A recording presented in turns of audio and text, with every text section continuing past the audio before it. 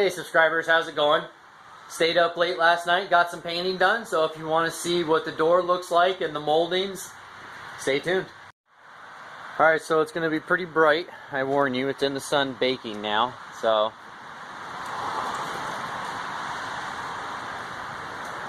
there you go. Super bright. Quite the ice squinter. But yeah, got her baking in the sun. I threw the moldings up here on top of the car, that way they're all in the sun and whatnot, and I got the door handle here also as well. All baking out. Looks great. Right now, I'm going to put some depth into this carbon fiber scoop. I've gone ahead and wet sanded it, dried it all out, so now I'm just going to go over it with some Acrysil or some AcryClean, which is some wax and grease remover. Just what I like to use. It's PPG. You know, you guys can use any one you want. You know, there's Prepsol. There's other companies out there. They all basically work the same as long as you can get the grease and the grime off.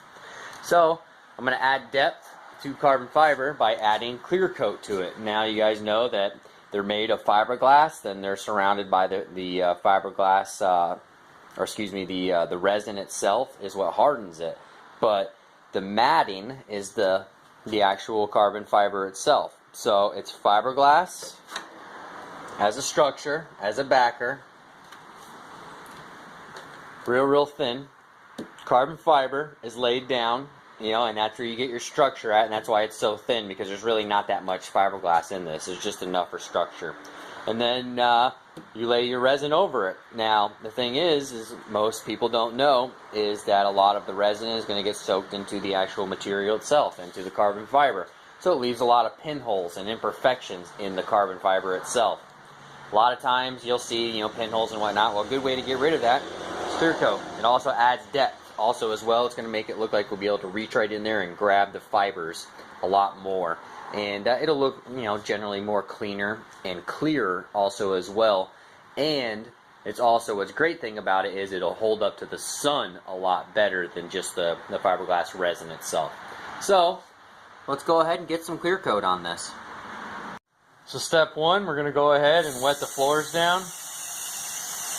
You don't want to splash up too much, you know, and get that up onto anything that you're going to be painting or clearing.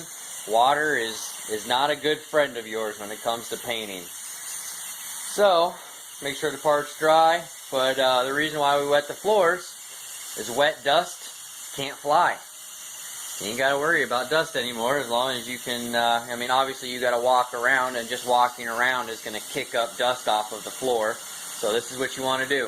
You want to wet the floors down, wet dust can't fly.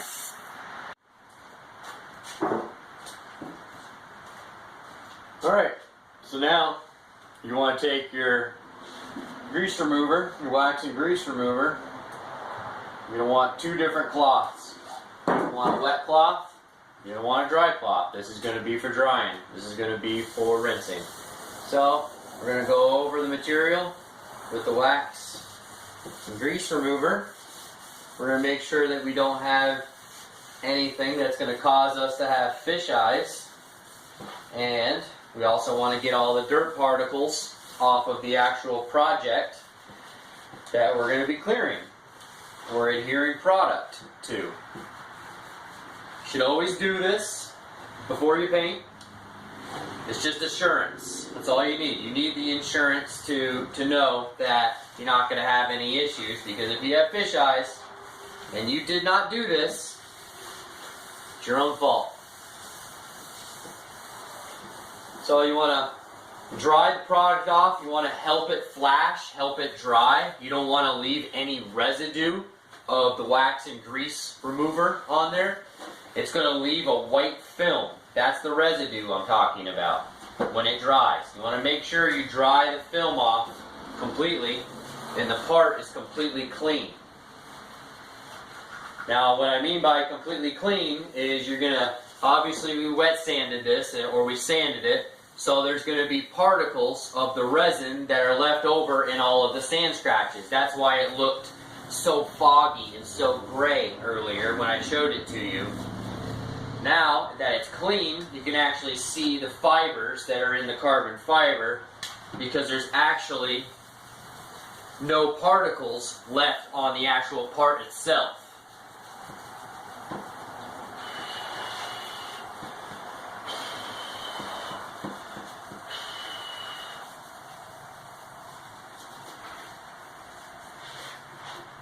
Okay, so it looks like it's pretty relatively clean.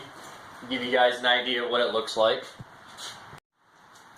Alright, so now she's clean. You guys can see the fibers a lot more.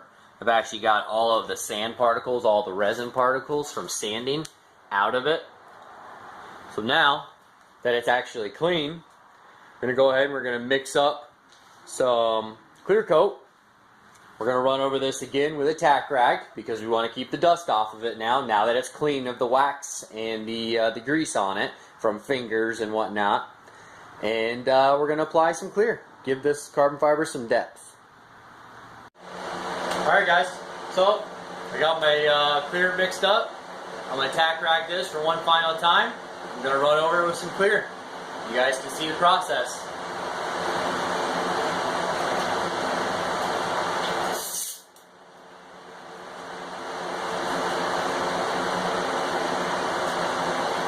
Open your tack rag right up, because that's usually where the stickiest part is on the inside. Now the mouth of this scoop is actually going to be pretty difficult to clear because of the angle itself. So don't have a problem with picking it up to clear the surface that you need to make sure that you actually have the adequate amount of clear coat on the inside. And then set it back down and then put your top coat down. So that's actually what I'm going to do, and you guys will be able to see how to do that. Alright, it's game time.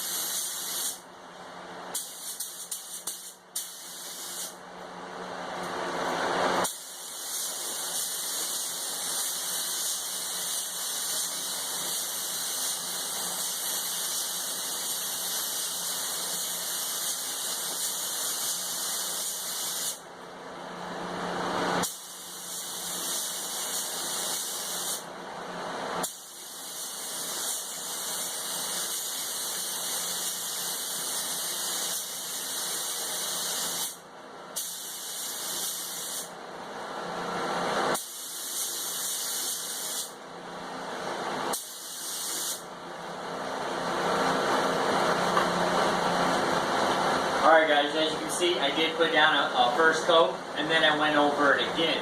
When I went over again, I went over it with a faster pace. This time I realized that it's kind of too hot out. I had my air pressure a little too high, so it was causing the clear coat to look a little dry and a little grainy. So what I did was I just did a milk coat, where I just generally wafted a little bit more material in, and I let it milk in. It takes a little bit of experience and time to understand your spray pattern, how fast and how much material to milk in, but you're only going to get that experience by actually doing it, guys. So listen, don't be scared to do these things. You know, I watch videos all the time of a lot of new guys that are just trying this stuff. I literally did not overnight know how to do this. It took years and years to learn how to do stuff like this, guys. So take your time, pay attention, and you'll get it done. I promise you. That's first coat. We're going to let it flash for a little bit longer. It is pretty hot out, so it's going to generally flash a lot faster than I want it to, but it is what it is. I'm going to wait for the garage to clear out with clear coat a little bit more, and then I'm going to go over it again with another second wet coat. Alright, subscribers, so it's time for that second wet coat. In order to find out that it's ready for that wet coat, not the actual part itself, but the overspray on the board that's next to it, on the actual table itself, you can take your finger. Alright, you're going to press on it, and as it lifts it up, it's going to be almost stringy. That's called tacky. That's perfect. That's the perfect application for applying your second coat of clear coat. Alright, so that's what we look for. We look for that tack coat, and we run in with our second wet coat, so we don't have to worry about it. Because if it's too wet, guys, it's going to run. Alright, so you want it to set up, you want it to tack up and get to that stickiness part where it's almost starting to gel up. Let's get it done.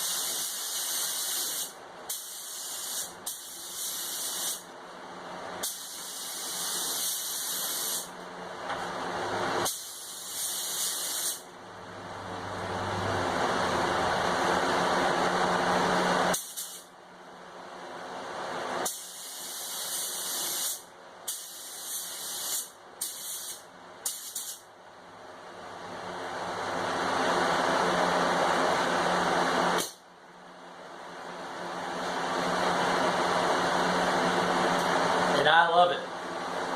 That's a nice second good wet coat. We're going to go over it once this actually cures. I'm going to throw it underneath the heat lamp, get a full bake on it. That way it's fully cured. Then I'm going to bring it back out here. I'm going to wet sand it with probably like some 600, 800 grit. And then I'm going to clear it again with 2 more full coats. This is going to give it the depth that I'm looking to achieve. I'm looking to get at least 4 coats of clear on this, plus the resin. That's quite the depth. So thanks guys for tuning in. This is Rumble Garage. This is how you get depth on clear coat. Have a good one.